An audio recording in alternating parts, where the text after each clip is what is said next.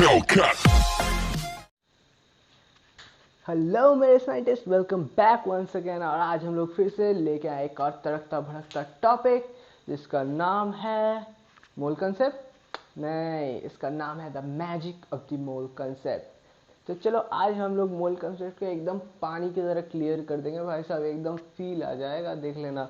ठीक है, तो मोल कंसेप्ट में सबसे पहले जो इम्पोर्टेंट टर्म मोल कंसेप्ट सुनते ही आ जाता है हम लोगों के दिमाग में, वो है भाई साहब एवोगाड्रोस नंबर। ये बहुत इंपॉर्टेंट टर्म है, हर जगह यूज़ होने वाला है। ये इंपॉर्टेंट क्यों है, कहाँ से आया, क्यों आया, कैसे आया, किधर से आया, सब कुछ डिस्कस करेंगे। ये एक नंबर है, देखो बड़ा अजीब सा दिखने वाला नंबर है जिसका वैल्यू है 6.023 इंटू 10⁻23। किसी किसी किताब में ये 6.022 भी लिखा होता है। ठीक है, तो चलो साइंस पढ़ने से पहले थोड़ा सा इसके हिस्ट्री के बारे में जान लेते हैं। तो ये मोल कंसेप्ट फाउंड किया भाई साहब एवोगाड्रो ने नहीं किया। एवोगाड्रो ने मूल कंसेप्ट नहीं फाउंड किया, मूल कंसेप्ट फाउंड किया था एवोगाड्रो के शिष्य ओरस्टेड ने। मतलब ये जो एवोगाड्रो भाई साहब थे ये ओरस्टेड के टीचर थे। ठीक है, तो ओरस्टेड भाई साहब ने ये मूल कंसेप्ट फाउंड किया और फिर इसका जो नाम वगैरह था वो अपने गुरु के नाम पे दे दिया। बड़ा अच्छा लड़का था। ठीक है, तो चलो इसको सिंपल बनाने से पहले थोड़ा इसके देख लेते हैं इसमें कॉम्प्लेक्सिटीज़ क्या है।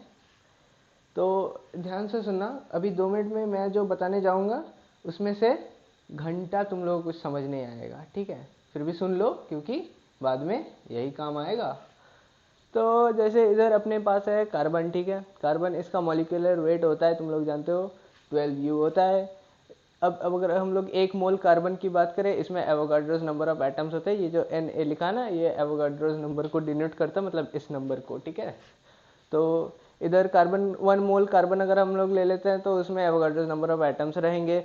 अब 1 मोल कार्बन का अगर हम लोग वेट चेक करें, इसे तोले ना, तो वो 12 ग्राम कार्बन होगा हम लोगों के पास 1 मोल कार्बन। ठीक है, फिर 1 मोल ऑक्सीजन की अगर बात करें, ऑक्सीजन गैस O2 की बात करें, तो इसमें Avogadro's number of molecules of O2 होंगे, जबकि 2 into Avogadro's number of atoms of oxygen होंगे।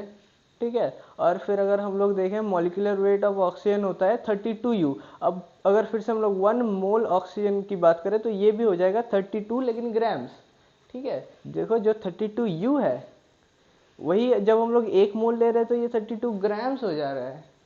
मतलब सोच रहे हो ना, समझ पा रहे हो ना कितना स्वीट एक रिलेशन है। यही सब रिलेशन के बारे में हम लोग बात करेंगे, पूरा समझेंगे कि कैसे ये हो रहा है। तो देखो इधर ऑक्सीजन की अगर हम लोग बात कर ले, सिर्फ इधर ऑक्सीजन, देखो इधर 2 ऑक्सीजन थे, इधर एक ही है, भाई साहब अकेला पड़ गया है। तो इधर 1 मोल ऑक्सीजन की बात करें तो इसमें Avogadro's number of atoms of oxygen होंगे। फिर 1 मोल ऑक्सीजन का वेट हो जाएगा 16 ग्राम। ठीक है, ग्राम में। और मॉलिक्यूलर वेट ऑफ ऑक्सीजन होता है 16U। फिर अगर हम लोग हाइड्रोजन भाई साहब के पास आ जाएं तो इधर एवोगाड्रोस नंबर ऑफ एटम्स का वेट हो जाएगा 1 ग्राम। 1 मोल इज इक्वल टू हो जाएगा, फिर 1 मोल का भी वेट हो जाएगा 1 ग्राम। और मॉलिक्यूलर वेट ऑफ हाइड्रोजन तो जानते ही हो 1U। तो ये सब बेकार बातें हम लोगों ने कर ली, तो चलो अब शुरू करते हैं इस टॉपिक को। तो fast fast fast fast fast करके हम रब कर देते हैं इसको। ठीक है, हम गरीब आदमी इसलिए डस्टर नहीं है हमारे पास, तो कपड़ा से काम चलाना पड़ रहा है। चलो अब हम लोग समझेंगे कि ये मोल असल में होता क्या है। तब से हम लोग मोल मोल कर रहे हैं। तो ये मोल कुछ नहीं है, ये एक यूनिट है। मतलब ये एक मेज़र करने का यूनिट है। क्या मेज़र करने का? क्वांटिटी ऑफ मैटर मेज़र करने का। ठीक है, इस जैसे ही हम लोग के पास किलोग्राम होता है जो डिनोट करता है, जैसे 1000 ग्राम से 1 किलोग्राम होता है, वैसे ही इतने नंबर ऑफ कोई भी चीज़ से 1 मोल बनता है। ठीक है ना, जैसे मैंने कहा कि 1000 ग्राम मिलकर 1 किलोग्राम बनाते ही, वैसे कोई भी चीज़ अगर इतने नंबर पे होंगे तो हम लोग बोल सकते हैं हम लोग उसका 1 मोल ले रहे हैं। जैसे मेरे पास अगर ये 6.023 into 10⁻23 number of mobile phones होंगे तो मैं कह सकता हूँ मेरे पास 1 मोल मोबाइल फ़ोन है।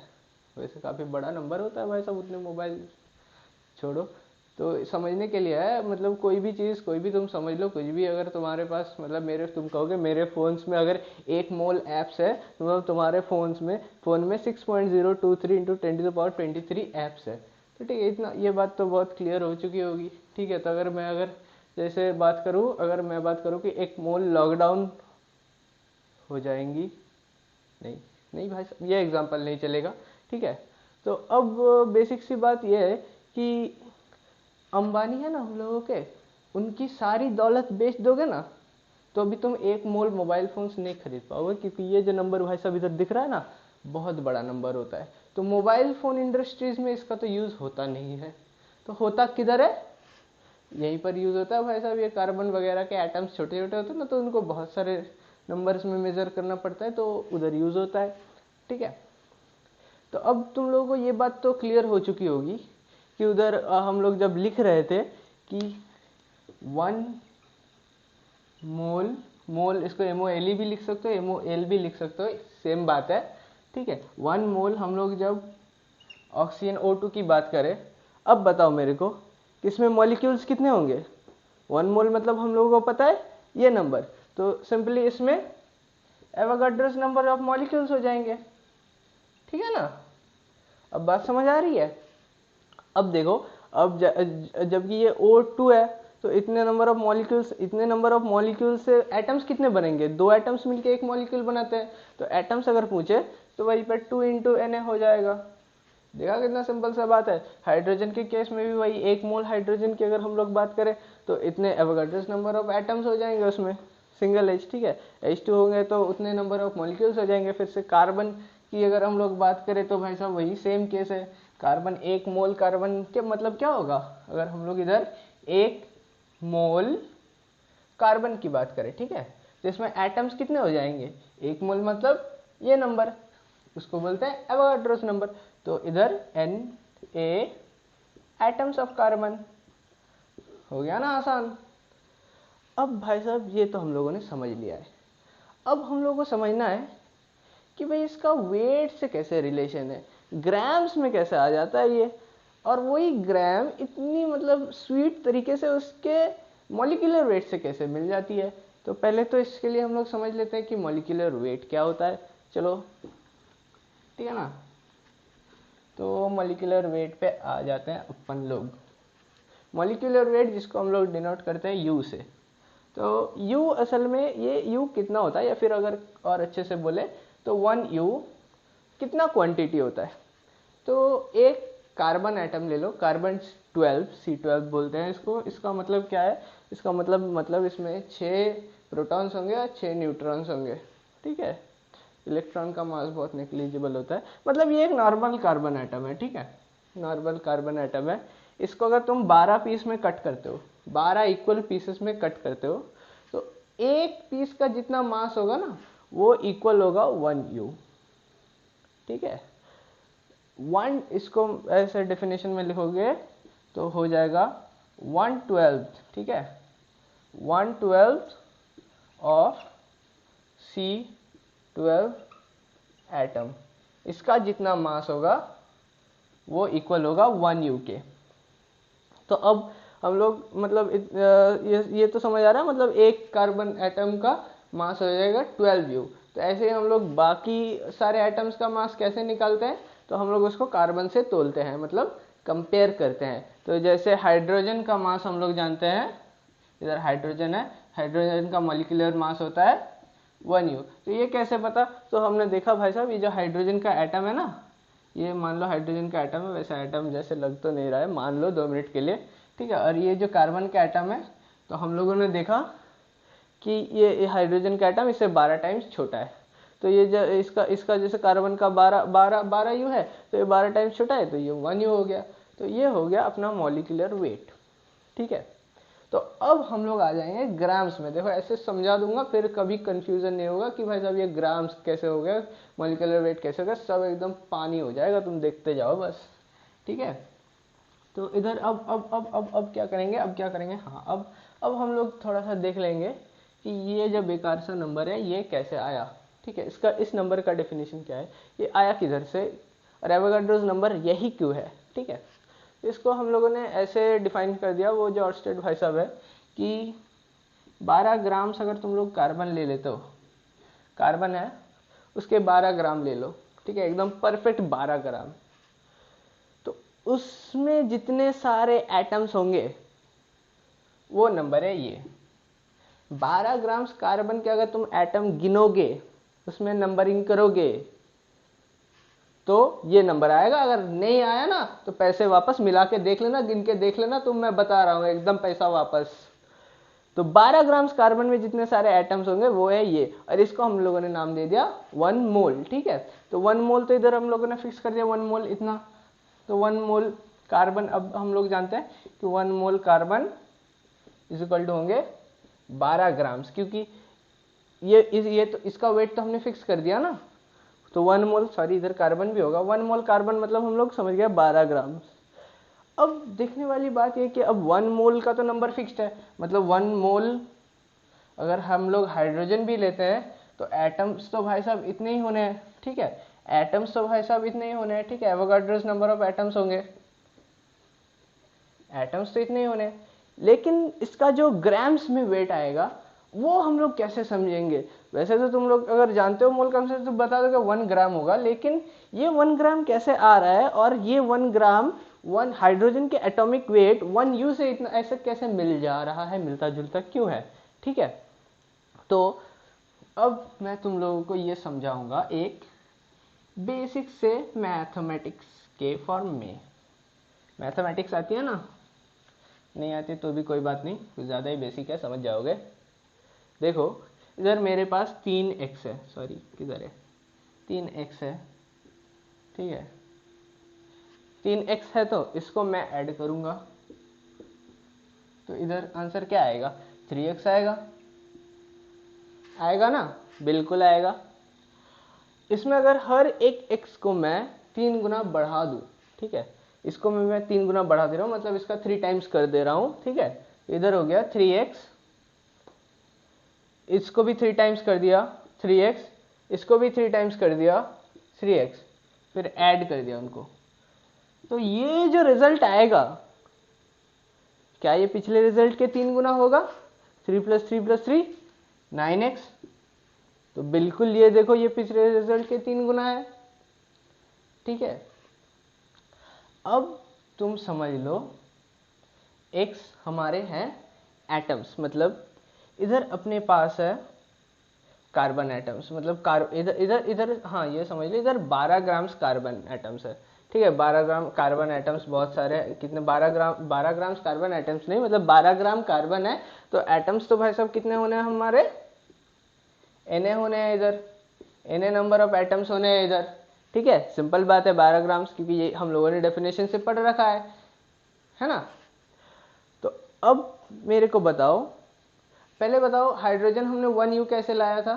क्योंकि हाइड्रोजन का एक एटम कार्बन के एटम से 12 गुना छोटा था। ठीक है, तभी वो कार्बन 1u था। अब हम लोगों ने जान लिया कि Na number of carbon atoms होते हैं 12 ग्राम। तो अब हम लोग लेंगे, तो इसकी हम लोगों ने ले ली 1 मोल। ठीक है, अब हम लोग लेंगे इधर, सॉरी मेरा मार्कर भी नहीं चल रहा यार, गरीब आदमी का मार्कर भी नहीं चलता है क्या? क्या लेंगे हम लोग? Na number of hydrogen atoms. ठीक है, इधर अपने पास Na number of hydrogen atoms है, तो इधर हाइड्रोजन का हम लोगों ने 1 मोल ले लिया। इधर भी जितने कार्बन एटम्स, इधर भी उतने ही कार्बन एटम्स। ठीक है, अब मेरे को बताओ ये जो एटम्स है ना, इधर क्या हो जा रहे हैं? हर एक एटम क्या 12 टाइम्स से छोटा हो जा रहा है? मतलब हर एक एटम का मास क्या 12 टाइम्स से घट जा रहा है?